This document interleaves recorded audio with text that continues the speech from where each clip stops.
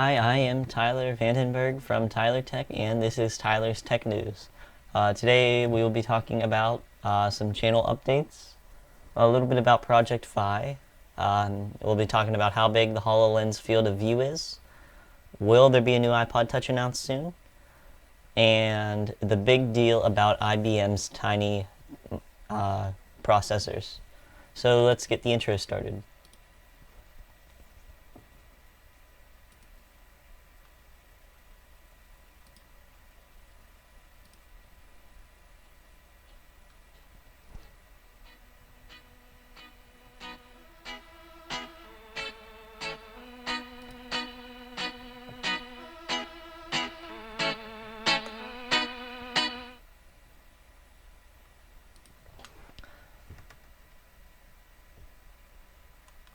Alright, and let's have a quick look at our sponsors. Freedom, a YouTube multi-channel network, and they pay you 60% of what you make on YouTube from your ads. They also offer music for your videos and some sponsorships. Sign up at freedom.tm/via/TylerTech01. All the links are in the description. And, let me find my mouse. XSplit. Live streaming software. The XSplit Broadcaster is free for live streams. The Broadcaster is for live streams and recordings, and the Gamecaster is made specifically for live streaming and recording games. Right now I'm using XSplit Broadcaster, and I kind of got it for free using the sponsorship from Freedom, so they kind of go together for me. And you can get it at playnow.tm/xsplit/236504. There. And okay, so first I'm checking to make sure that everything's working. Why isn't it showing up?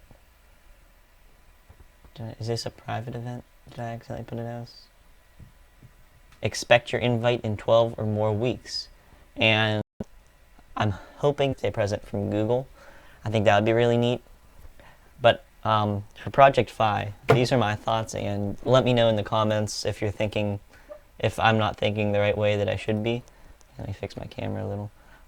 But right now I have Verizon, and I get an upgrade in June next year. So I'm gonna wait to see if Google will get the new Nexus phone. I don't even know if I said that right. I'm going to wait to see if Verizon gets the next Nexus phone, depending which one that is. As of right now, I'm pretty sure that I've heard there's supposed to be a Huawei one, or Huawei, or however you pronounce that one. Huawei is supposed to make a bigger one closer to the Nexus 6, and LG is supposed to make the Nexus 5 2015. I might try the Nexus 5 2015 because I've heard a lot of good stuff about it, even though it's a little bit smaller. But if they have one of those, I'm probably going to not switch to Project Fi until June of next year, so I can get my upgrade as long as Project Fi will support those new Nexus phones, which I'm pretty sure it will. But yeah, those are my Project Fi plans. So now we're going to move on to our first real topic. How big is the HoloLens field of view? So let me open that up. Alright, so Microsoft is finally showing the HoloLens real field of view. And as you can see, it really doesn't look like it would be that big, because you only see what's on these little screens instead of your whole 180 degree, I think, view. I'm gonna just try. I can see my hand. I'm gonna guess it's around 180 degrees. 179.999 degree field of view. But I don't think you can see a full. It's like just little squares. I think there's a picture. Here, this video will show it. Let's read. Microsoft's HoloLens is often touted as a revolutionary product, and in the latest video, Microsoft shows how teaching institutions can use HoloLens and change entire professions. The HoloLens, ever since it was originally unveiled, holds a lot of potential. Not only could it be a transformative peripheral for the entertainment and gaming industry as highlighted by Microsoft at E3, but it can also be used in countless other applications. One of these, which seems to be a perfect fit, is the education sector. As you can see in the video above, Microsoft has partnered with Case Western Reserve University, where it is already trying out the HoloLens for educational purposes, and students can use the device to holographically visualize things they couldn't normally see in real life, like the inside of a beating heart, for example, or virtual recreation of an ancient monument, which I really wish my school would start to get stuff like this. But applications such as these could improve the viability of the HoloLens on the market, not to mention offering Microsoft a new and important revenue stream. But this video is interesting from another point of view as well, or should we say another field of view. For the first time, the company has started showing publicly what HoloLens's field of view actually is. You may remember that in NeoWin's, I guess, original hands-on with the device, they were blown away by how immersive the experience was, but they were disappointed to find out that the final hardware would have a much more restricted field of view, taking away the experience's immersive quality. So I didn't actually watch any of their original stuff, so I never knew exactly what the field of view would be. But now that I knew, the prototype started out as a full field of view, but then worked down to two little squares. I don't think that's the right way for Microsoft to go. I think the prototype should have been like circles, maybe even right here, and grew to like everywhere that you can see, even when you move your eyes around. So I'm going to try and pull up the video. Maybe not. Let me check how good the stream's going.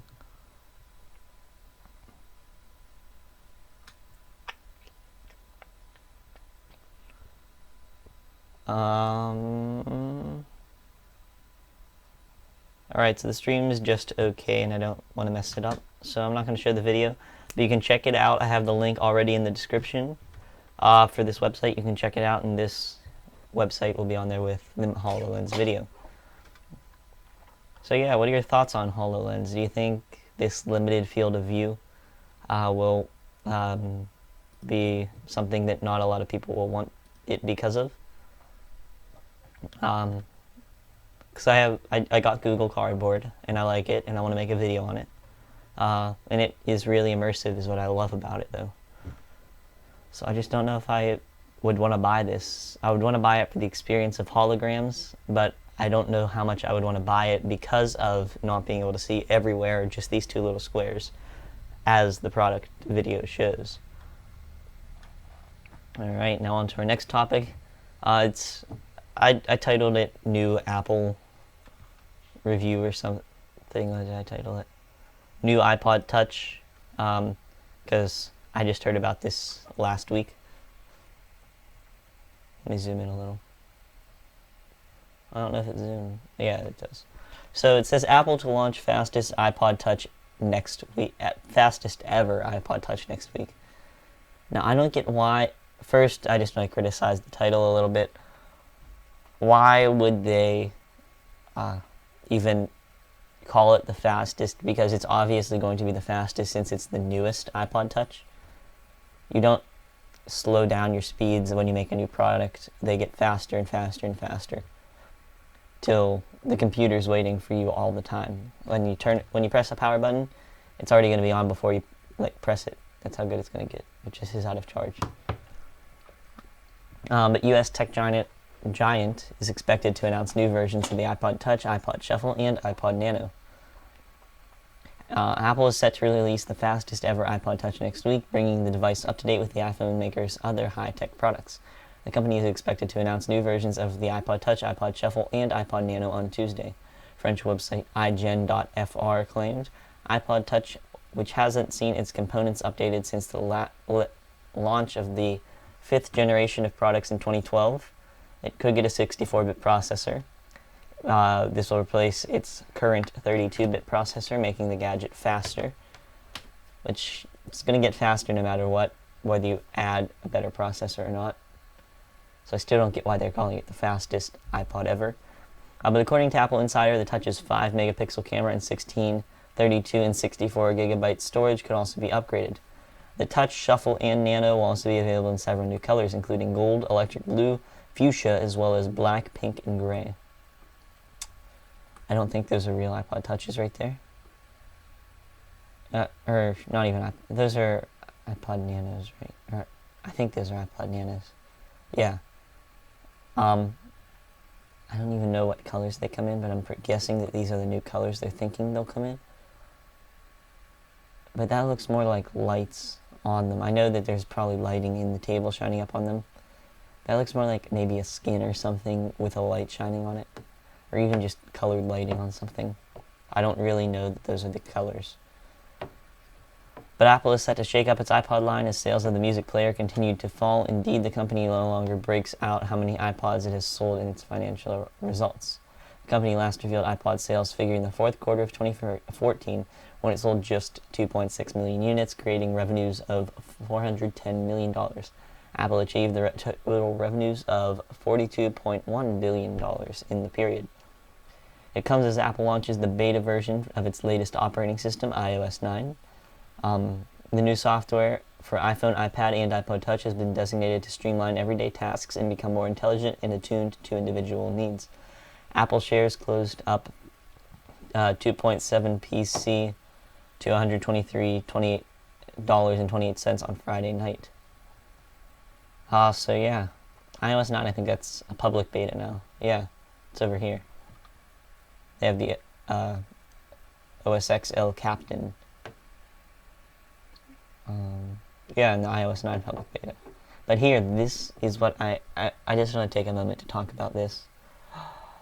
Well, my Nexus 6 is what I have Android M on right now. I tried to get it on my tablet, but I corrupted the software and I couldn't figure out how to get it back. So it took me a few hours to figure that out on a Saturday. Probably like back beginning of June.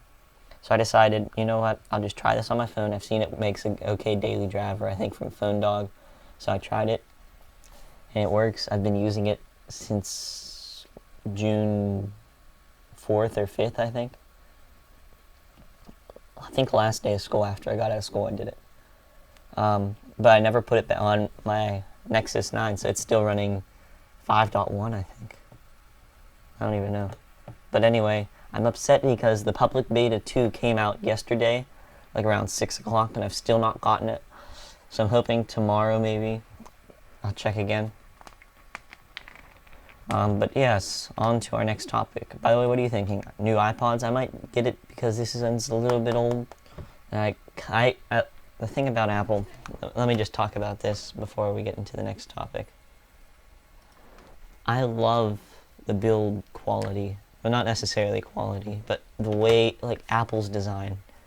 It was designed by Apple in California, and they have some of the best computer designs I've ever seen. I really want to get Apple stuff, but I like Android software better because it's more customizable and stuff. And I like Windows for computers because they have like way more downloadable stuff, even though you can get more viruses. I don't care.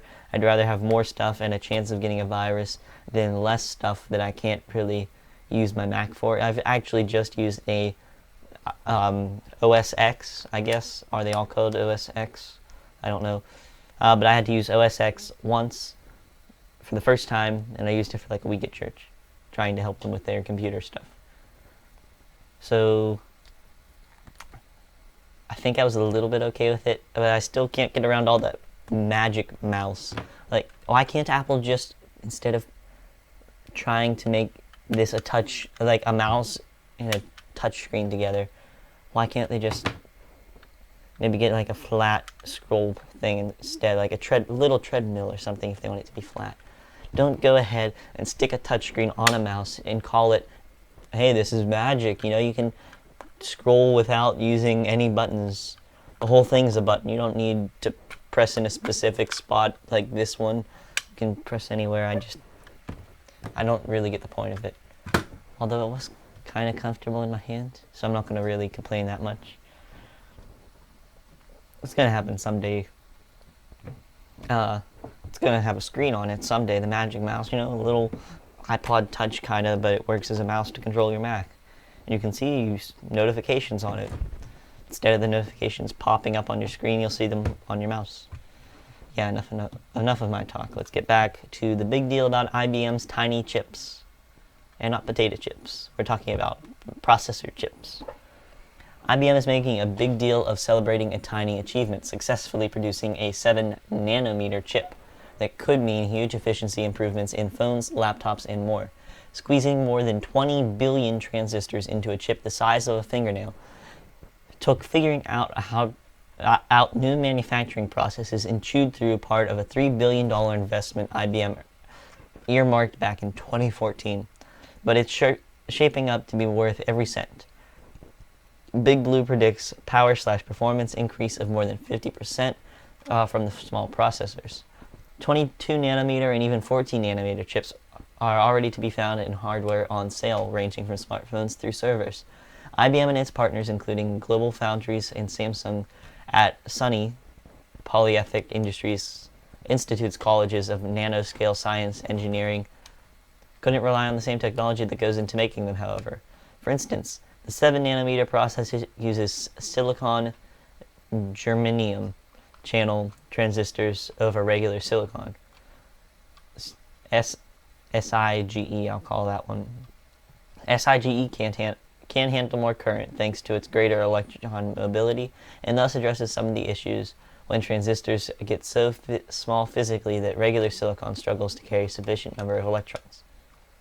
Meanwhile, IBM turned to it. What's that? Is that a bunch of them? Wait, let me scroll up. Yeah, that's a bunch of those on some circle thing, I think. I don't even know what that is.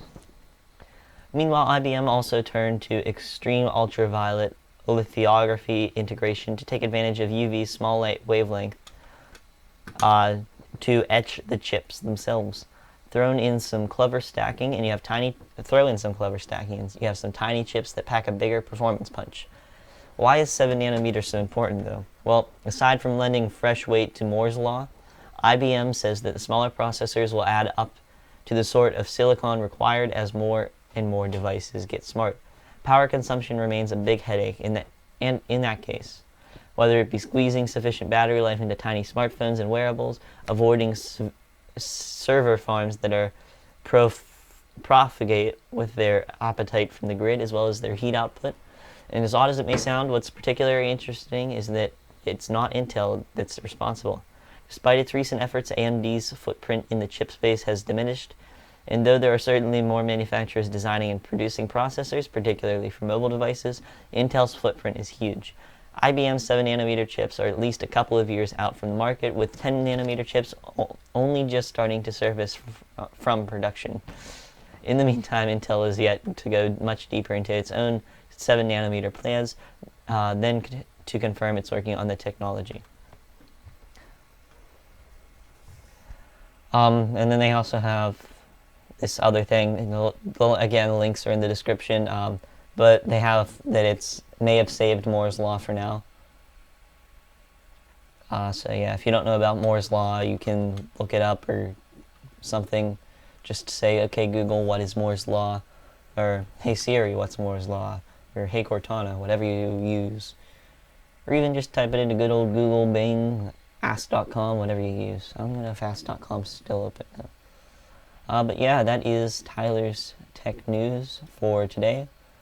Thank you for watching. Alright, so, by the way, right here is my name, and if you watched the last episode, which you can check out on my YouTube channel, youtube.com/TylerTech01, well, that all got big, and you only saw TYLERVA, and it was like stretched out or something. But I figured that out, fixed it, and the same with, like, you only saw YouTube, and then the rest was cut off, even when I moved it over and stretched the box out. So I figured that out. So, hey, I have a view at some point for 30 seconds, I guess. Whoever watched me at 8:53, from 8:52 to 8:53, I guess. Or on 8:53. Maybe they're still watching. Yeah, Hey, if anyone's watching, leave a comment right now. Who is this? Who's watching? That's all I want to know. It says I have one view as of 9:05, and right now it's 9:07. If you're watching this, please leave a comment. Right now. I want to watch that box. I hope it updates. Should check on here. I'm watching that, but I don't know if that'll update. Oh, it says I'm offline. No, no. Come on. Connect. You say you're connected. Retry. Slide. Oh, well, this is going to mess up my stream, but oh well. Yeah. Oh, doesn't say anyone's watching, though. Alright, yeah, 0 watching. Never mind. I don't think whoever this is a real person. Or maybe you are. It says there's one person watching, but no one on here. So I don't know. But anyway, yeah.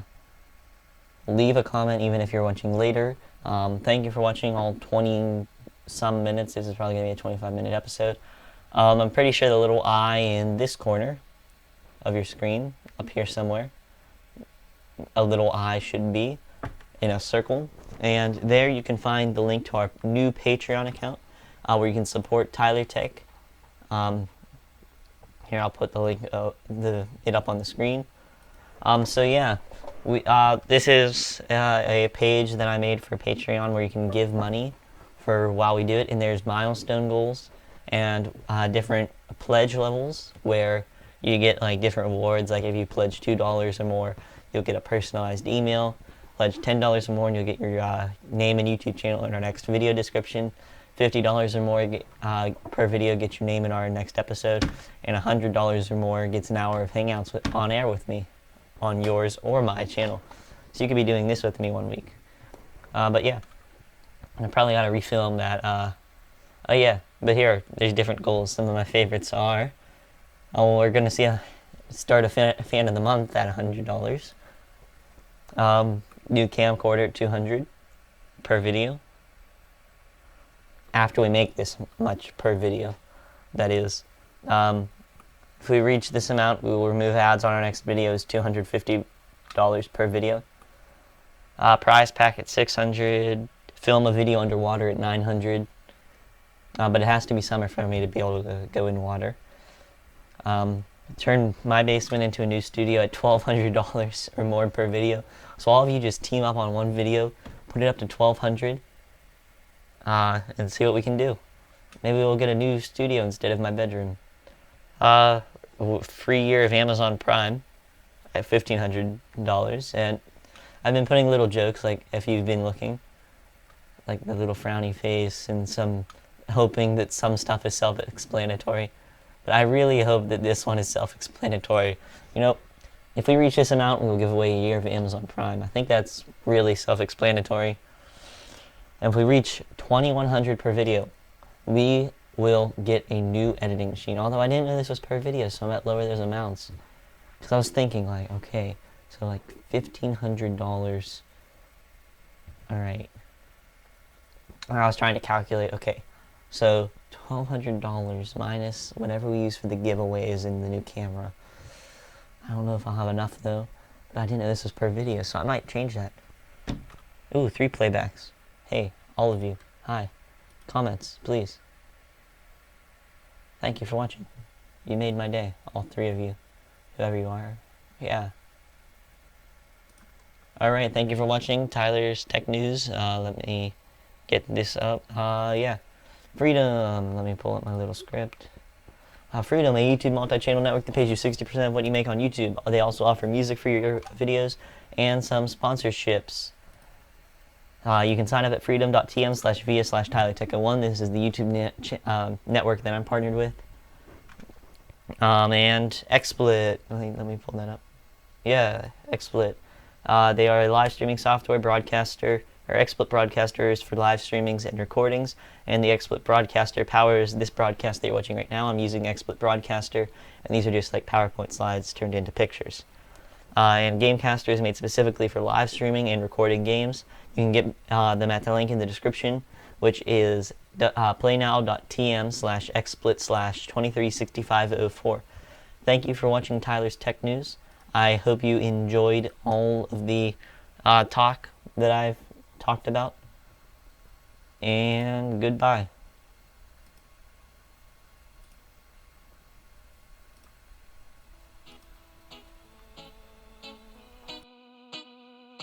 I